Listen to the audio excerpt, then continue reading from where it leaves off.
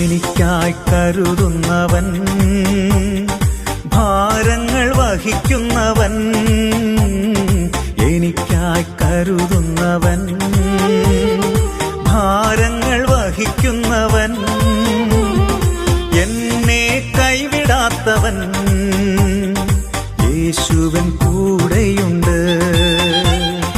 എന്നെ കൈവിടാത്തവൻ, യേശുവൻ കൂടെയുണ്ട്.